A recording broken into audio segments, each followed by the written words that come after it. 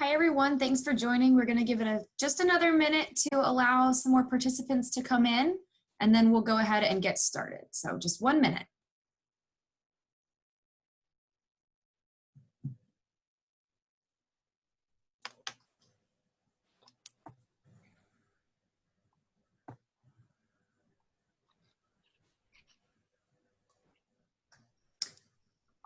Alrighty, so we're gonna go ahead and get started. We're still waiting on one of our presenters, or actually two of our presenters, so hopefully they pop in soon.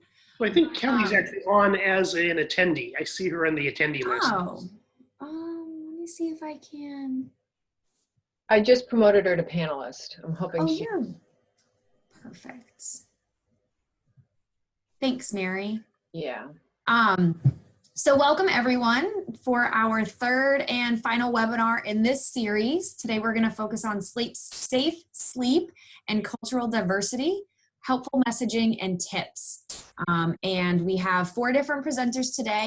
We have Micky Bondo. Micky, did I say your last name right? Yes, perfectly. Yes. Great.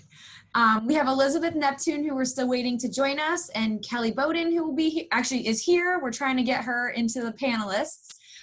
And then Alan. So thank you everyone for joining. Mary, if you want to go to the next slide.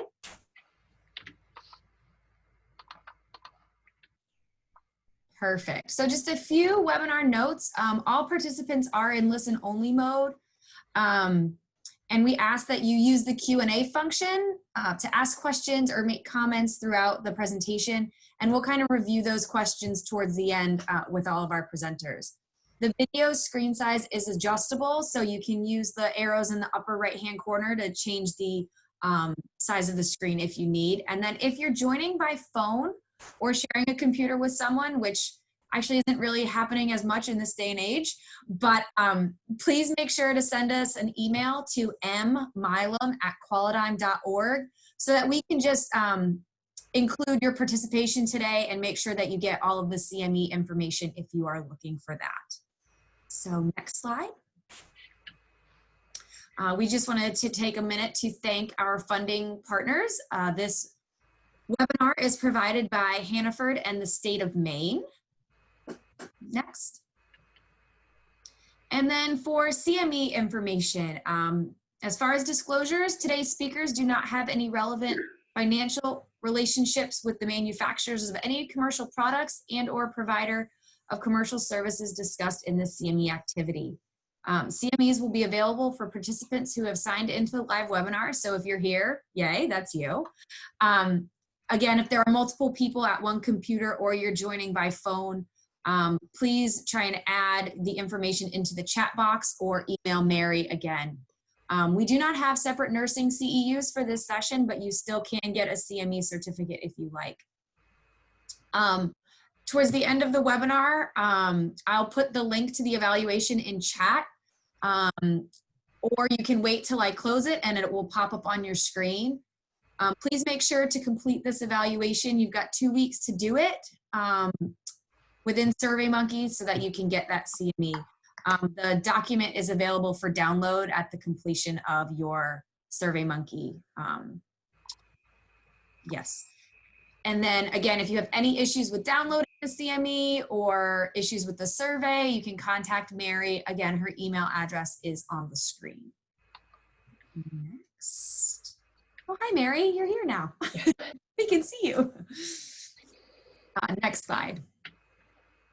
Perfect. So today's speaker, we have Micky Bondo. She is a native of the Republican Democrat of Congo and is the mother of 5 children. I have 2 and I couldn't imagine having 5. She holds an MS in biochemistry, specializing in microbiology laboratory, and is licensed in phlebotomy, business administration, and education. She is an interpreter translator of French and, whoa, I can't say that, Micky. Lingala. Lingala. Right. At the Portland Public Schools, and is Coalition Parent Leader Organization for Portland Empowered, a platform for the Muskie School at USM, which bridges the public school, parents, and community members in order to create pathways for student success and to engage parent with their child's educational development.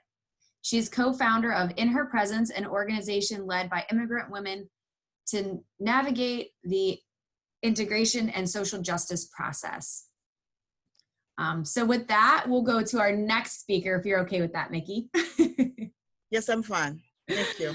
All right, and then we've got Elizabeth, who we haven't quite seen Elizabeth join us yet, but I'll go ahead and read her bio in hopes that she's going to join us. So we've got Elizabeth Neptune. She is the president of her consulting service, Neptune Advantage, which provides technical assistance to Native American tribes and nonprofit organizations across the country. For more than 13 years, until 2005, Neptune served as the Director of Health and Human Services for the, oh, I'm not going to say that right either.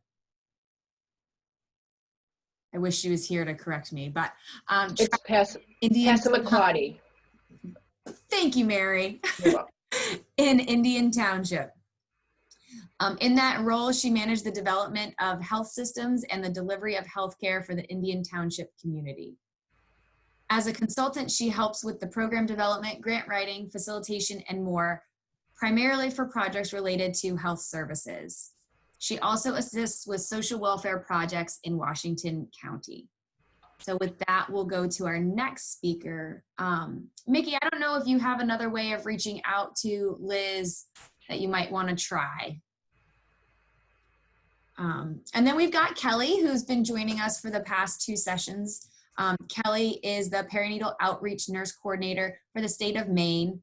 After graduating from the University of Southern Maine with her bachelor's degree in nursing, she joined the Maine Medical Center NICU staff.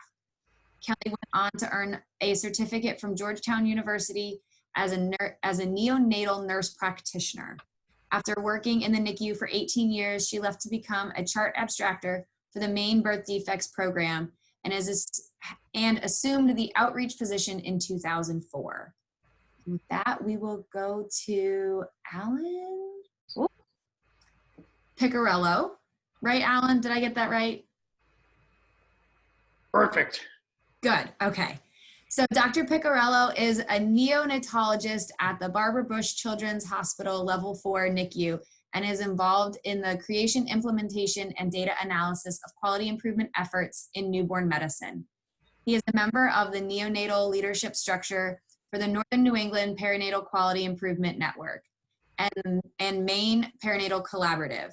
His areas of interest include implementation of lean methodology for quality improvement projects, the introduction of quality improvement measures to clinicians and perinatal quality collaboratives. So next, we're technically passing it over to you, Micky, and Liz to get started. And I don't see Liz in yet. And I don't know, were we able to get, oh, Kelley's on the phone. Okay. So Kelley, can you hear us too? Oh, you're muted. Hold on, let me figure out.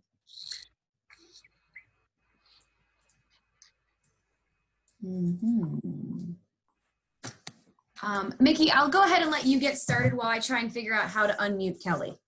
Okay. All right. So you want me to talk about the cultural diversity around the topic? Yes, that would be great. Right. So yes, this is a common issues among our culture because I have an African cultural heritage. And what we have mostly, the supine position is not really what we cultivating, even though we know they have some risk for suffocation, but we have some customs and some tradition that we follow as a culture from mothers and grandmothers. So it's kind of generation culture. And having the baby sleeping on the tummy, on the stomach, because we feel like it's more secure.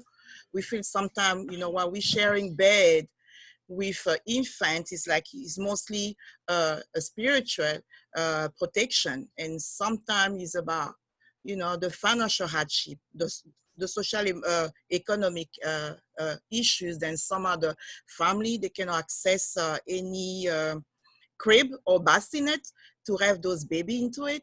So we sharing bed with parents because we feel like it's more protection for them. And then they may feel us like a sense of to be protected and to be loved between parents. So we are been using a lot of cautions to make sure that, we don't stay really too deep sleep so we can keep checking on the babies.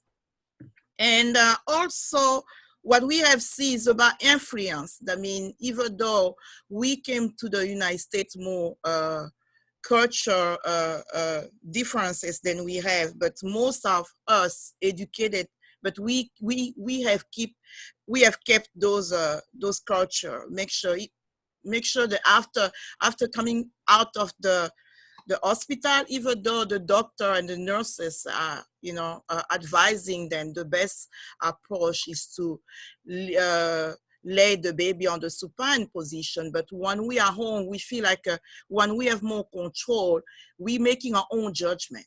And our own judgment is that we make sure that the babies can get more long sleep than be on the supine position is waking up all the time or she's waking up all the time. So it's something that we try to avoid it. That's why in our culture, we're using mostly the tummy, the stomach position, and sometimes having the baby on the side. It's about just a custom. Some are the cultural norms and then we have created for years and years. And I think everything is about education. The clinician and the hospital are educating the woman from different culture. It's about, are we getting serious about the risk of the SIDS wrong events? So we just need to have more education. Even though people like me are educated, but are still following some of my own judgment because I feel like, okay, when I have my baby on the side, on sharing bed, I feel like it's more secure and the baby can get a little more sleeping instead to be waking up and make me tired. So mothers, we know about the risk, but the thing is the hospital, they really have something more they need to do about providing more the risk information, a little more deeper, so parents can understand, okay, this is exactly when we're expecting when we're coming out of the hospital, because they are facing different level of education from different culture. Some women are well educated, some of them are not, but they just follow their own judgment as a mom and are they had as a culture norms from where they're coming from. So this is mostly a small summaries that I can share right now, and we can go a little more deeper with questions. Thank you. So, Micky, this is Alan Picarillo, and thank you for those opening remarks. That was really fantastic. One of the things I think we struggle with all the time is messaging, Yes. and in doing culturally sensitive, appropriate messaging. So could you maybe give, I'm being selfish, give me and everyone on the call here, what would be some of the strategies that you've seen may have worked, whether it's safe sleep messaging or other public health messaging, but may also making sure that we're culturally sensitive at the same time? Yes, okay.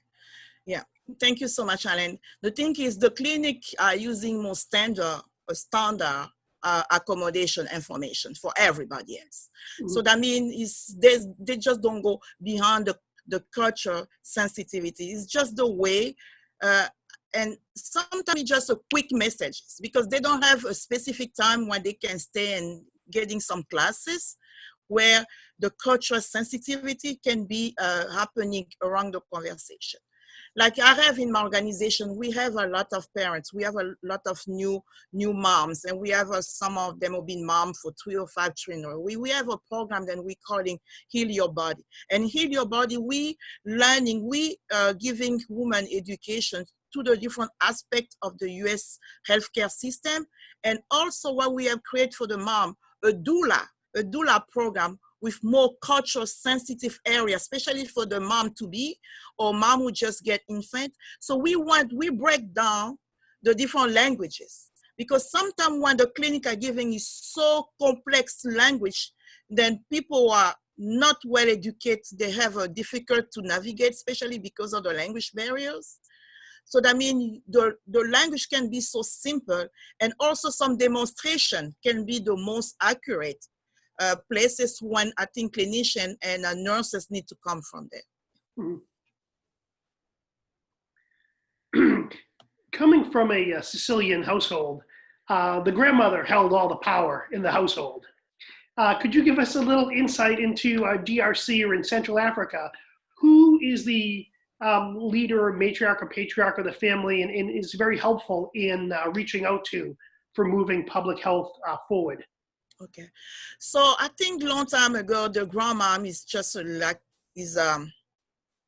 is that generation. Then we say, okay, I get from my mom, so I will give to you. So this is what my generation are getting. So my mom, when she used to train me when I had my babies, is like, okay, my mom used to do that, so I'm doing it. So it's some of the part, because I'm a science person, it's some of the part I'm taking seriously. Some are because I have a knowledge, I just switching on my own different ways, the way I understand. But the thing is, in Congo, you have a different aspect. You have the rural people been living on the backside of on the countryside of the country. They don't have all those social economic. They have an issue, so they just relying on each other. They're relying on all generation of parents. I mean, they have more knowledge about traditions and custom, getting from ancestors and grandma and mom. So when you look at an urban, I mean, more southern area where people be in school, you see doctor, nurses. So that different as mom is like, okay, this is, we tend to tell you, okay, mom, this is exactly what you have done, but it's not happening right now. But it's not rejecting the grandma decision, but it's just questioning to make sure that it's really aligning to that 21st century. Because the young generation, they're asking more questions and they debate. Mm-hmm. Or mom, they don't want any debate. They just want you to say yes and to follow. This is us, my generation. I used to be with my mom. I say, I know better than you, Micky. You just need to listen. But now, if I do the same thing, because I'm a grandmom, so when I do the same thing with my daughter, okay, you have to do the same, mommy? I know. This is what you have done, but this is a different approach. So that means you have a different generation and you have some conflict of generation. But we're still going with more cultural norms from the platform, the baseline, than we follow. But you start making your own judgment, more you become a second mom. I mean, when you have your first child, is that experience, that practical area. As soon you pass that area on the first baby, you feel like you become more, getting more knowledge. You become more educated. So, okay, when I put my baby on this side of my bed, that baby will sleep a little longer. So I'm going to have time to do some household things and make sure that I'm taking care of myself. And then if I'm sharing the bed with my baby for a little while, can get sleep and I can put her back to a bassinet. So everything is just relative on what you have as a knowledge. More you going forward as to the second baby. Mm-hmm.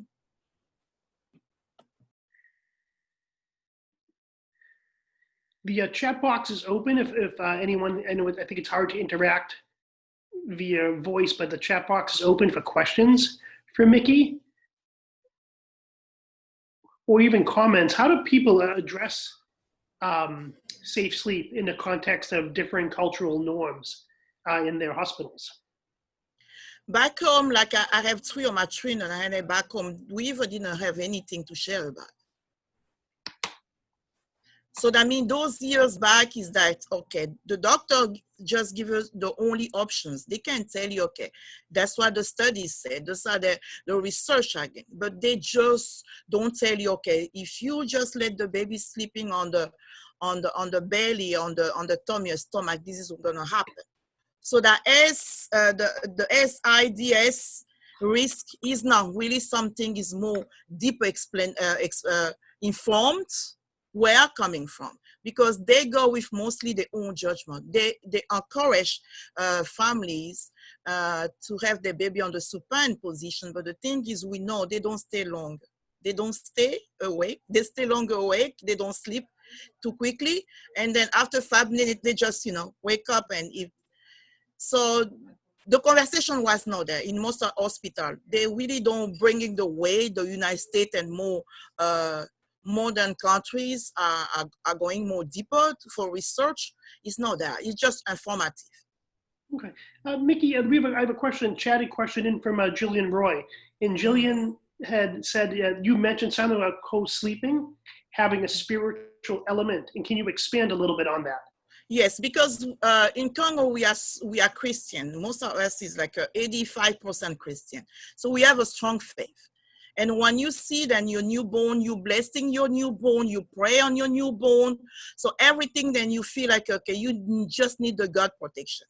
And when you're sharing the co-sleeping with your baby, you have your spirit, I mean, your spirit and your God spirit are helping the babies, protecting the baby against all the evil spirit, against everything negative can come around the baby. So we feel like leaving the baby on the crib and bassinet a little far away from us is just disconnected. Is just leaving the evil spirit door, you know, to feel it, you know, to get to have those kind of negative feelings. So it's just about the way we believe. And the way we feel, then sharing a bed is my spirit, is my positive spirit and my love, then I'm sharing. Because that spirit connection is not only from God, it's not only against some evil spirit, but it's about what I'm giving, my love, my everything about me, then I want my child to feel it. And then I think that divine connection is the one really make us strong, and we create that bonder together as a family when you see the kids are growing. So everything starts by the belly and that close sharing beds, then we do it for babies.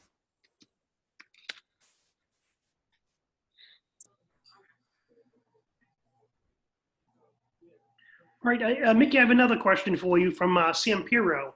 Yes. Micky, would you recommend that the conversations about safe sleep, that they happen with the baby's mother and grandparents too, in order to encourage the baby to be in a supine position, or should the conversations just be with the mother and father? I think for the grandmom, if they didn't go through that, it's going to be difficult to make them understand that, because they will say, oh, you guys with your new generation, you just don't know, because they didn't face those risks. They even didn't have those deaths. If they didn't see that happening in the surrounding families, they're never going to accept it. They will say, okay, that's the new, this is like us. Oh, you guys are following a lot of what the white people are doing.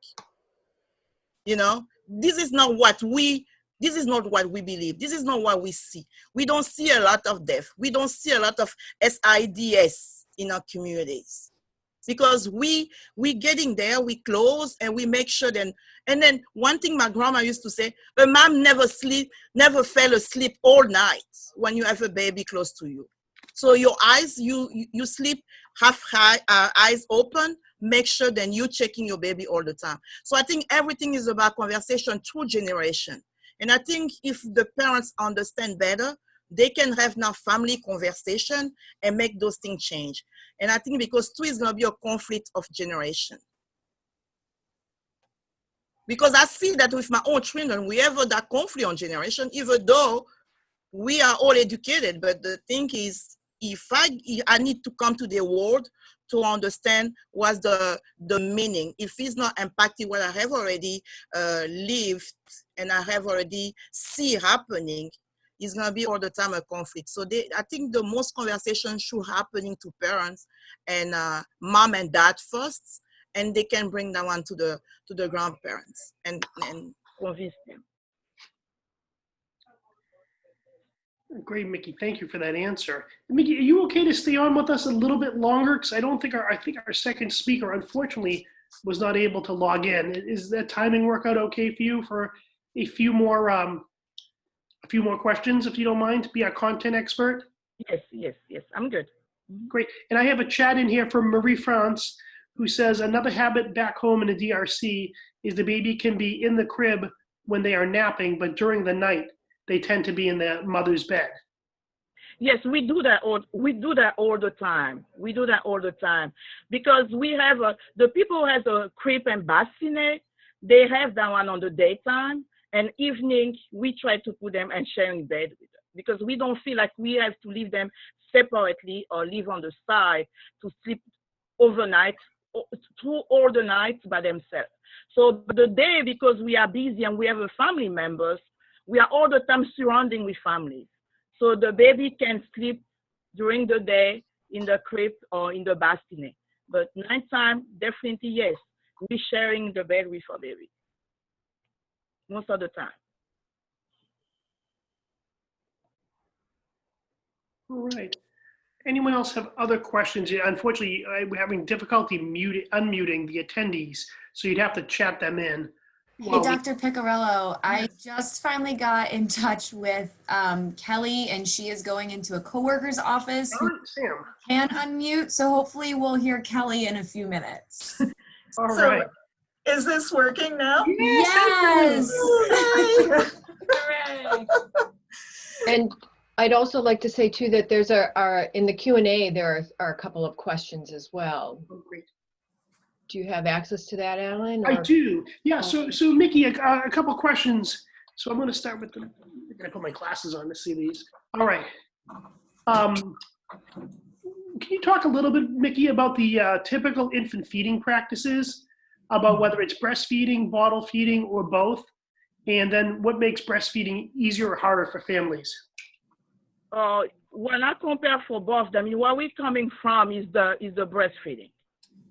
It's the breastfeeding because the formula is so expensive and is not affordable for everybody. So you can see mostly the formula in the suburban area, in the capital area. It just depends how family can afford it. But our strength is our breastfeeding because this is why we're giving everything to our babies. So our baby can feed to 1 or 2 years old. So it just depends how strength mom can go. And you can see the breastfeeding, that's what we're doing in the rural area. Countryside, they just have that. And then our babies start eating little solid food a little quicker than here. So we don't have those baby food and mash, no. So from 3 to 6 months already, when the baby start getting, so you can see then the breast milk is not enough. So you need to start adding a little more solid food on that. So the second question comes in is asking about the when the baby is co-sleeping. Is it typically just co-sleeping at night with mom, or others in the bed also? No, because we don't. We have only parents are sharing only the bed, so we don't have a bed. So we don't have that custom sharing our parents' bed with our older children. We don't. We have a lot of respect for that. So that means your baby, sometimes if you do your nap afternoon, you can have your baby on your belly. So you just put your baby on your chest, will be on your side. Oh, that's the time your baby can share your bed. But mostly we are busy during the day, then you don't see them, during the day, mostly on the crib or bassinet, because we have a lot of to do. You have to do the household. You have people coming around. You have people to take care of the baby. So baby can be shifting hand to hand and holding. So we have a lot of families members who come, who can help you to deal with the baby. But if nighttime mostly, we do sleep with our baby and we share bed with our baby. And Mickey, the last question I have on the chat in front of me is, it comes from Liana, who said she heard you talking about co-sleeping as part of building attachment with your baby. But in home visiting, they're always encouraging attachment building, but discouraging co-sleeping. So how do you reconcile that for the family so they're getting a message of making sure we're supporting their attachment building, but also asking to try to limit the co-sleeping as much as possible or eliminating it? Yeah. Okay. And I think it's just the way, the best approach. That's the conversation and messaging, the way you are approaching the explanation to the co-sleeping to families, especially if they are really culture sensitive, if they are really, they have the culture and custom on their mind, they can just listen to you. And when you leave, they do differently. So that means it's so difficult to get people out of the habit, to get people out of the culture, if you don't have the best language and messaging to approach and explaining. That's why I all the time encourage people. I think when you do mostly demonstration by showing the risk that sharing babies or the co-sleeping with the baby on the bed, what's the risk? Reverse just talking and explaining, because the risk one, maybe people fell asleep and they forget and they can lay on the baby and suffocating the baby. And then also when people get drunk or they smoke or different aspects, they can just forget. So those are different risks. Cannot just be on the piece of paper or message or information related, but can be demonstrated so people can put themselves on the same shoes and see, okay, those are the risks, then I can try to minimize. But the thing that I will let you know, that I'm sure as an African mom, and what we have done as African, we are so careful. When we have on your baby on your shared bed is anyway. Back home we don't have those statistics. Then our babies lost their lives because of those suffocation and because they've been sleeping on their belly or instead to use the supine position. Because of that, it's so difficult to convince a mom then that position is the best recommended. Because she has to do her own judgment. We go with our own feelings. We take all precautions when we let the baby on that position to make sure that the baby is not suffocating. Plus, he just close by. He's never be far away. It's not that you leaving your baby in your bedroom and you in the kitchen doing, no. Our babies, they are there. The crib and the bassinet for the day are there, close to you. Great. Well, Micky Bondo, thank you so much for your expertise and your insight. I think I always feel like I'm a lot smarter after I get off these webinars. And I think we're going to be handing the reins over to Kelley Bowden now. Is that correct, Morgan? Yeah, so Alan, I actually have one more question for Micky, and that's about the use of blankets. And so we've been encouraging the babies to be in a crib on their back with nothing else in the crib. And what usually happens in Africa do people typically use blankets for the baby, and what happens here in the US? Do people like to use blankets? What does that look like? Back home, because of the weather, it's too hot. Yep. So we don't use sheet. We use baby sheet instead of blanket. So blanket is mostly when you go to doctor appointment or you going outside, you going, via family visits, you can use those blanket. But we have some soft, really tender blanket than we using for our babies, but we don't cover them because it's too hot. And we want them just to have a more free space and to breathe and to have a good sleep. And that's the same thing that we're using here. Here, it just depends when you get your baby, when you have your baby during the winter time. So that means you try to accommodate yourself for everything is available. Then you can put your baby getting a little more blanket, but we don't cover them the way white American are covered. We have a special ways to cover our baby with the blanket, but we mostly use the baby sheets than the blanket. Great, thank you. And when you say you have a special way to cover your baby, how do you do, like we typically will swaddle our babies, and what's the special way of wrapping babies? Yes, we do have. The way we wrap them is totally different the way people are wrapping them here. In the hospital, and the way we wrap them with our sheet is a different ways. Those are our custom. Those are the way we have learned since we've been see our parents. You can see your friends. So we are learning from each other. Great, thank you so much. Thank you. I can't see the chat box or the Q&A box, but are there any other questions? Alan, can you see that? No more questions, Kelley. Okay, great, thank you. Thank you. So at this point, I wanted to just talk about some of the things that are going on with respect to diversity. And I'm sorry that Liz couldn't join us today, because I think, if there's anyone on the call that could speak to Native American experience and infant sleep, I would love to hear from you. I know that from hearing other Native American people speak, that there is a trend to sleeping with your baby, and that dates back to prior to the Indian Child Welfare Act.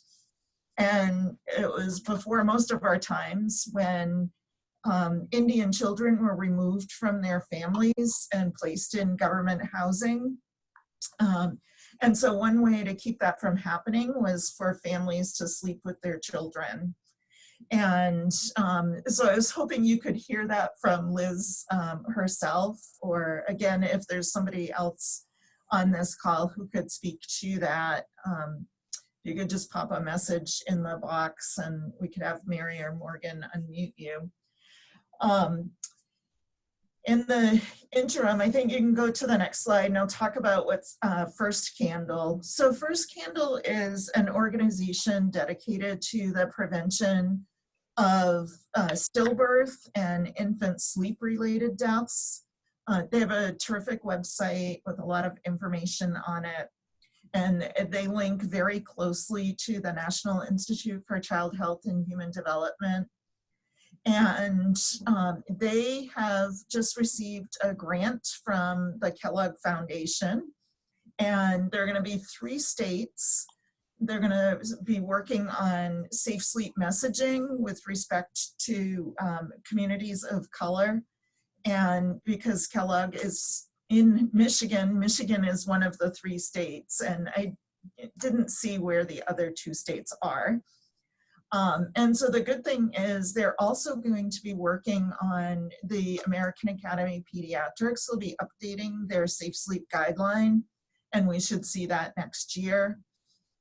They also have something called Straight Talk for infant sleep, implicit bias training for hospital-based providers. So as Micky was talking, I was thinking about, in Africa, they're giving the same information and recommending babies sleep on their backs, and then moms go home and are listening to grandma, which is very similar. No matter where you're from, we hear a lot about that people listen to their families about how to keep their babies safe while sleeping. And so more to come on First Candle, and I would just encourage you to check their website and look at the materials and information available there.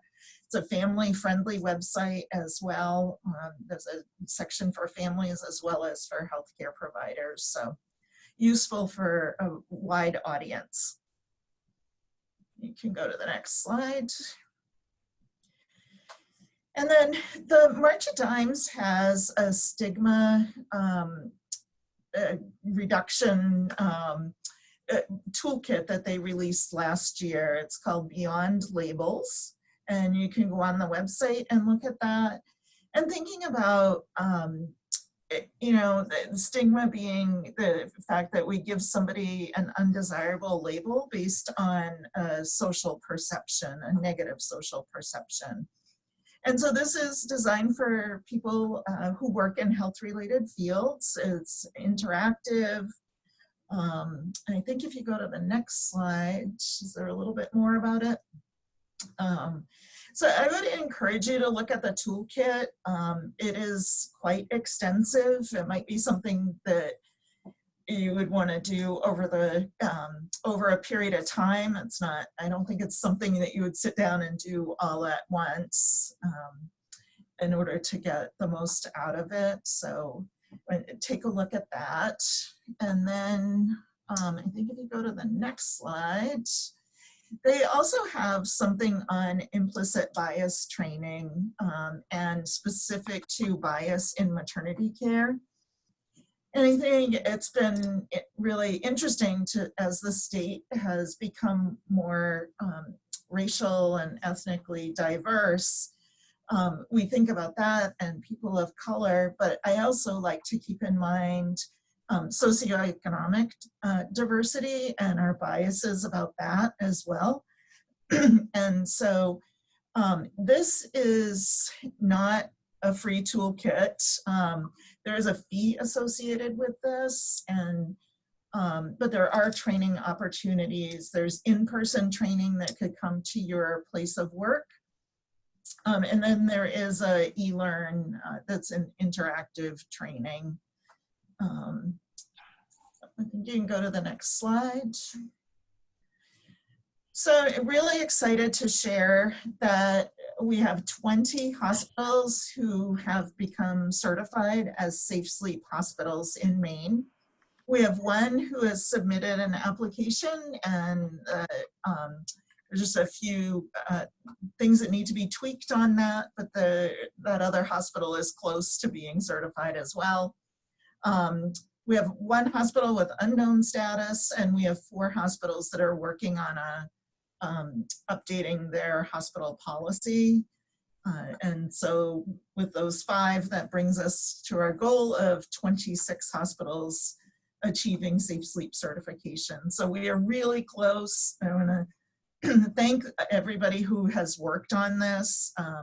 It is time consuming, and I appreciate with everything else going on with the pandemic and just regular patient care and time on the usual Joint Commission and other state survey things that people were able to fit time in to do this. So thanks to everyone, and congratulations to those 20 birth hospitals. And next slide, please. So, and this is just a different visual of that. So you can see who's achieved bronze, silver, and gold. We have some hospitals that achieved bronze and they're already working on their silver status. So really appreciate that as well. You can see the blue ones are the hospitals in process. The green has submitted an application, and the one unknown. And next slide. Hey, before we go on to the data slides, I just have a couple chat questions. Is that okay for a couple minutes?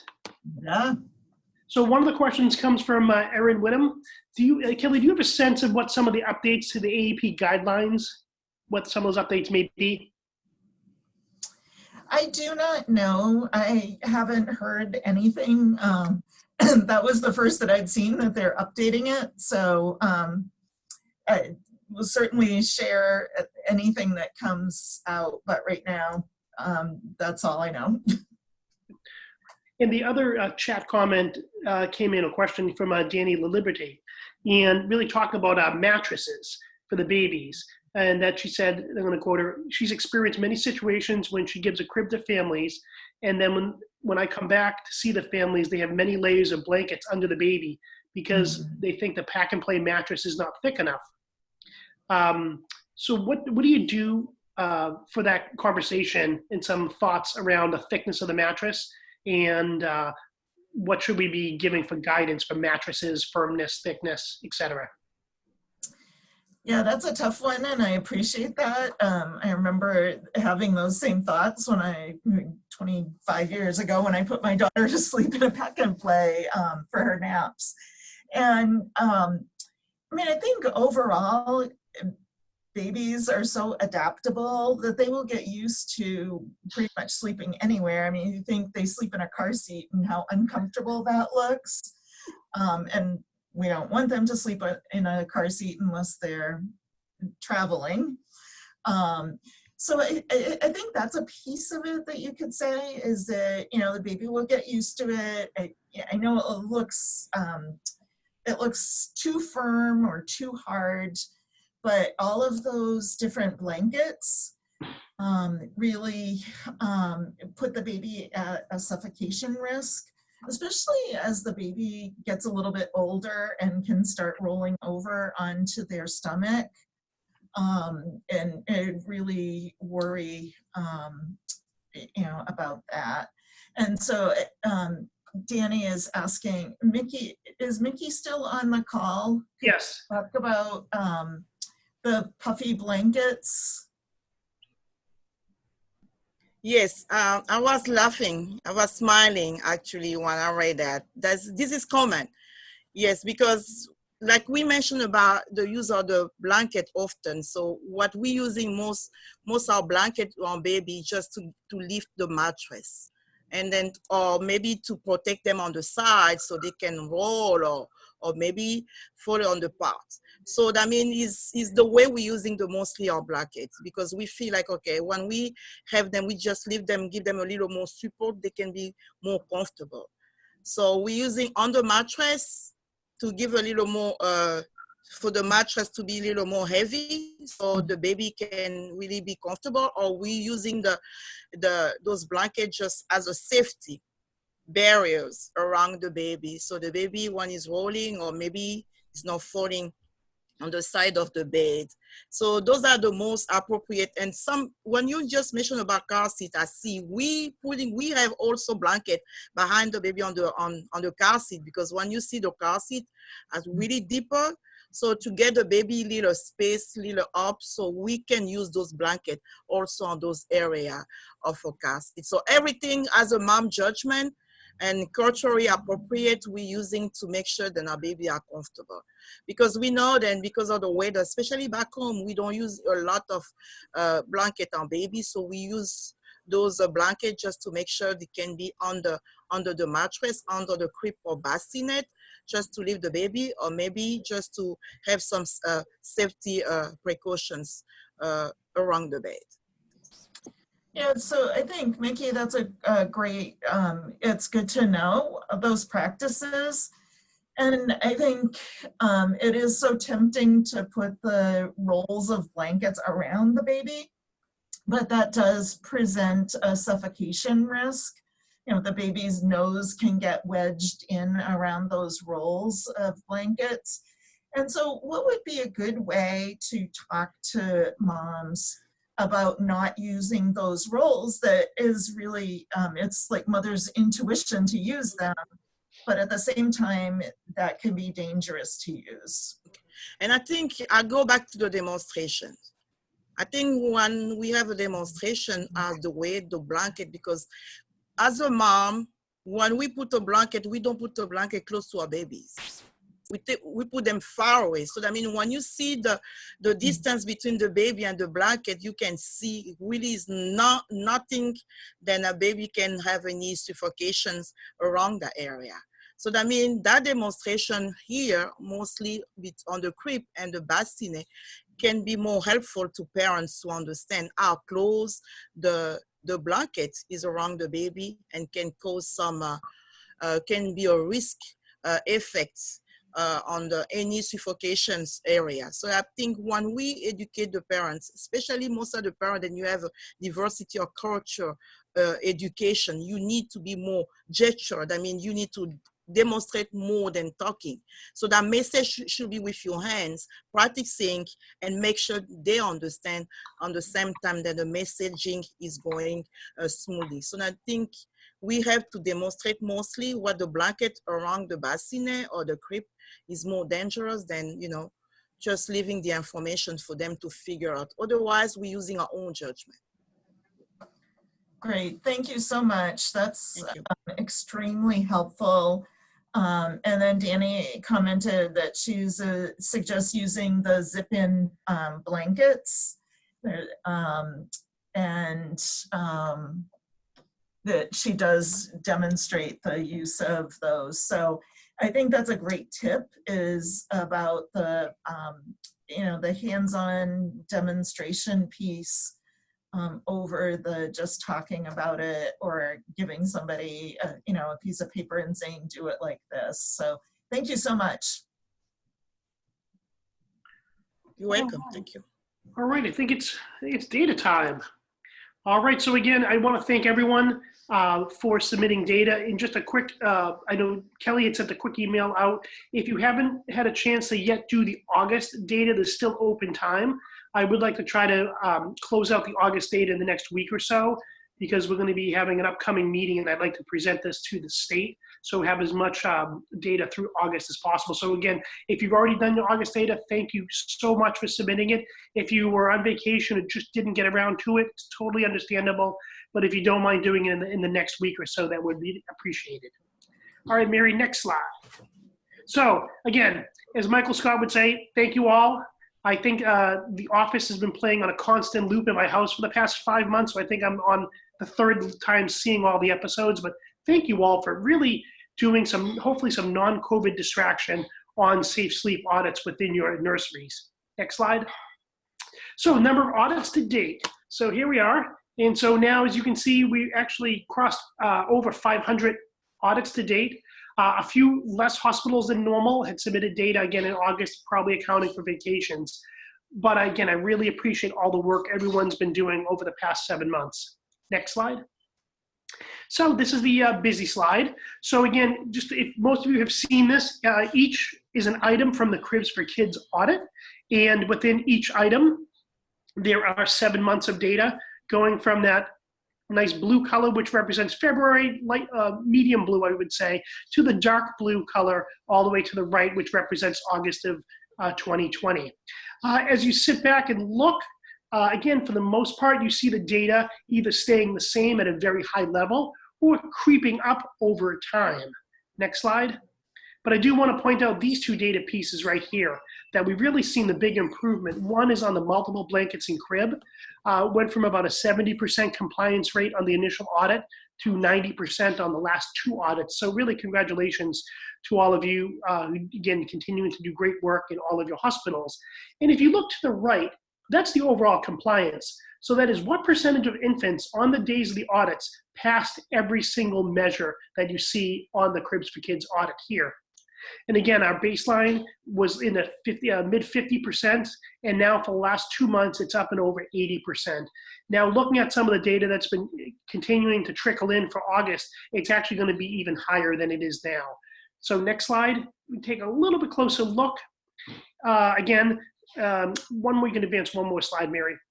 So again, just the piece of this is, as we looked in February of 2020, our compliance was 57%. So only 50, so on that day of the audits on February, I think it was February 3rd actually, that only 57% of babies in Maine in the nurseries were in fully compliant with the Cribs for Kids safe sleep environment, a safe sleep positioning. Over the past 7 months, you see there's been a nice steady improvement, a tiny little dip down in June, but again, very consistent in the 80+%. So I really like to kind of push out that last challenge. We have one more audit coming up on September 9th, which I believe is a Wednesday. And I would really, really love to see if we can get that up to 100% across the entire state, or as close to 100% as humanly possible. But at the bottom line, since we started doing the audits, and since we really started down this road of safe sleep across the entire state, that we've seen a 44% increase in overall compliance compared to our baseline data in February itself. Next slide. So with the elevator speech, again, just to remember, again, we've gone up by almost half since the beginning of the project. And if you look over the past few audits, of the 8 items on the Cribs for Kids audits, 4 out of the 8 were at 100% compliance. So again, that's really, really important. And then lastly, it just, again, the one item that seems to need correction the most often is multiple blankets and crib. And again, I want to just take a minute just to thank everyone really for being like super honest on these audits. I know there was one this past summer that someone had even talked about having a family asleep with their baby. And they actually even took time to write in on the audit that they kind of provided just in the moment education to the family at that time.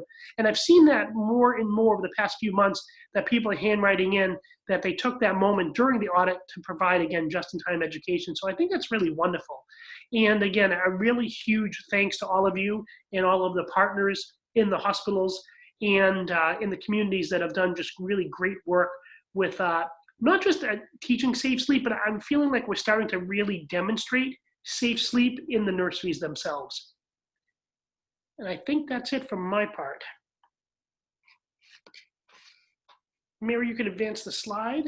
Yep. And we'll have time in the last few minutes for questions.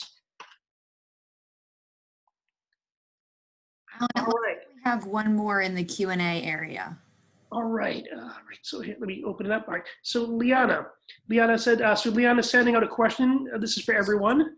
Is there any research tying the hospital's behaviors around safe sleep to families continuing the practice of safe sleep at home? Oh, what a great question. Kelley, I'm going to let you take the first stab at that if you're unmuted. Yeah, actually, that's been part of the big push from the National Institute for Childhood Health and Human Development, is that families do really look at how the nurses are doing things in the hospital, and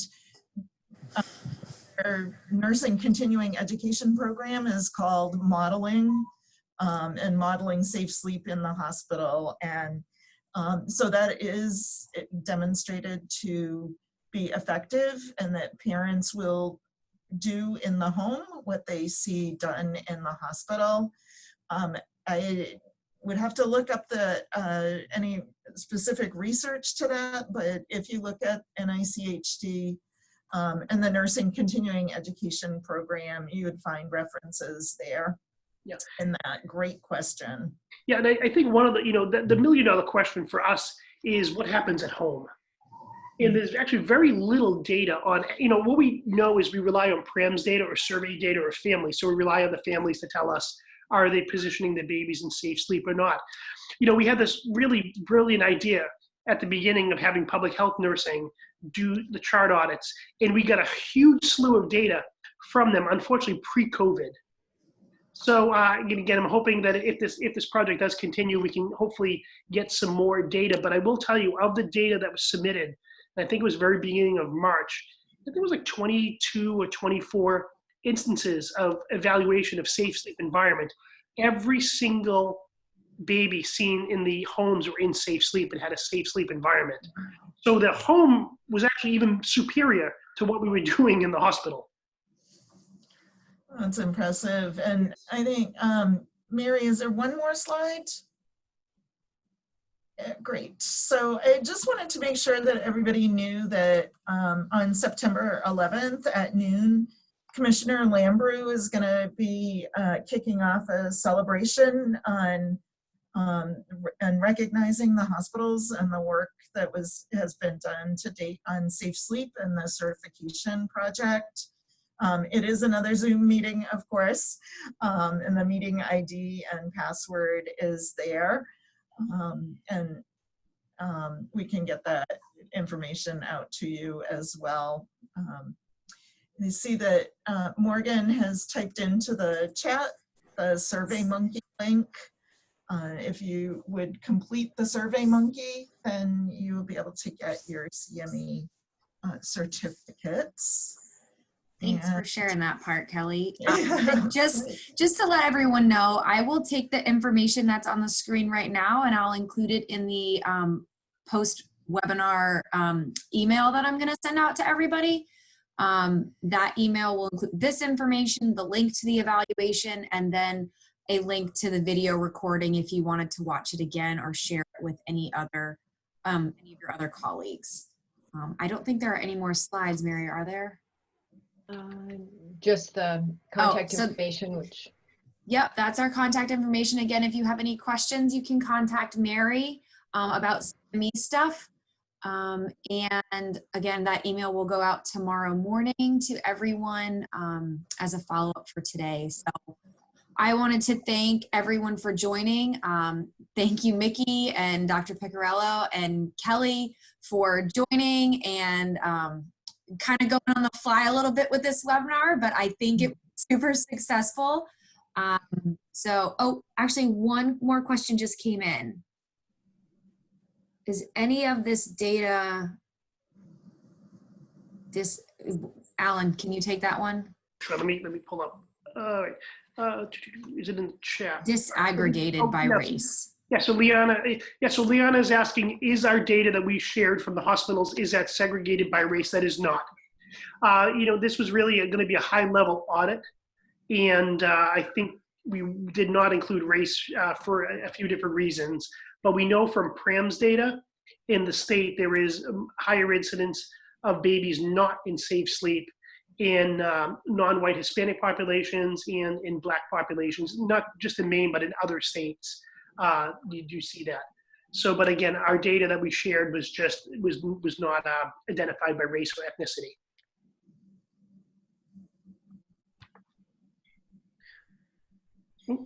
I'm muted. I was gonna say, all right, everyone, thank you. I think that about wraps us up for today. We'll talk to you all soon. Great. Thank you. Thank you. Thank you for having us. Thank you. Bye. Bye. Bye-bye.